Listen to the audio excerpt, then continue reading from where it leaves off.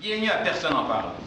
Aujourd'hui, nous aurons pour vous un débat très intéressant qui traitera de la légalisation de la marijuana.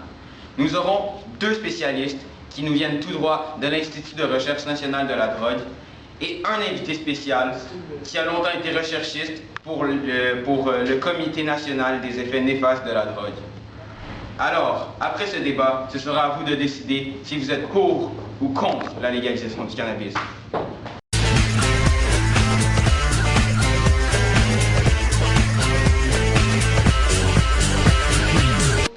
Nous sommes de retour de la pause et nous vous présentons vos deux spécialistes qui débattront ce soir. Ici, nous avons Robert Lepage qui a gagné 4 prix durant toute sa carrière, dont le prix pour la découverte de l'année en 2008. Bonjour, Monsieur Lepage. Ici, nous avons Alexandre Lefebvre qui a gagné 3 prix l'an dernier, en plus d'être nominé pour 2 autres. Ce fut une année fabuleuse pour lui. Bonjour. Bonjour. Bonjour. Et nous avons notre invité spécial qui nous vient tout droit des États-Unis pour débattre avec nos deux spécialistes. Mesdames et messieurs, Mike Smith. Bonjour. Bonjour, Monsieur Smith. Nous vous revenons après la pause avec le débat.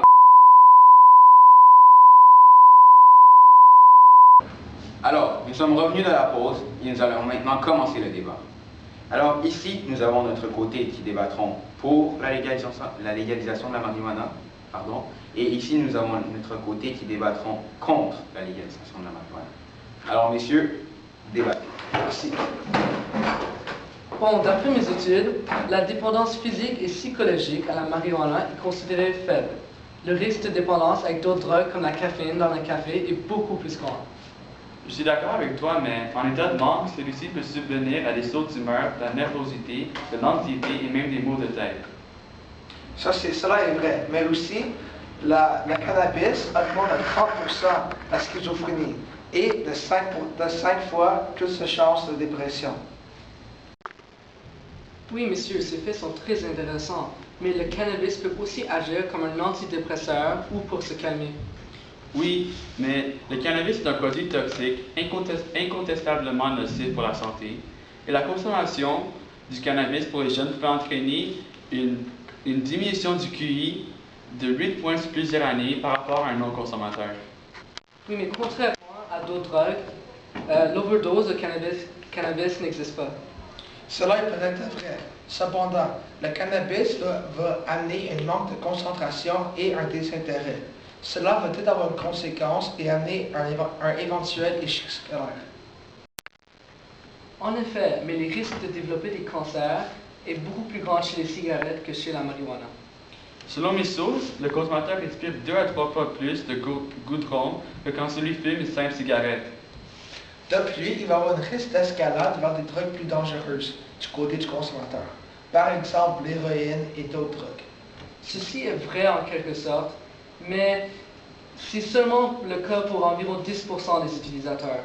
Alors c'est une très faible probabilité. Cela est peut-être vrai. Cependant, il y a des effets sur la mémoire à court terme.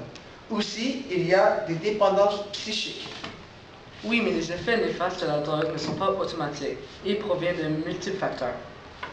Je suis d'accord avec toi, mais le cannabis augmente les risques d'accident, car tout comme l'alcool, la marijuana modifie la perception des sens. Oui, mais la marijuana peut être aussi utilisée dans le traitement médical. Par exemple, elle a des effets thérapeutiques dans le traitement de certaines maladies graves, comme le cancer, et a des effets les mêmes effets d'une chimiothérapie. Les vendeurs du marché noir devront aussi mettre des drogues plus dures sur le marché pour continuer à avoir des revenus. Pour contredire votre argument, les crimes organisés contrôlent le réseau de distribution. Il y aurait donc moins de violence engendrée par les ventes illégales et les vendeurs auront plus de mal à faire de l'argent avec cette drogue si elle devient illégale. Si cette drogue est rendue illégale, il y aurait de nombreuses personnes qui fumeraient en pleine vue, donc cela donnerait une mauvaise image de la ville.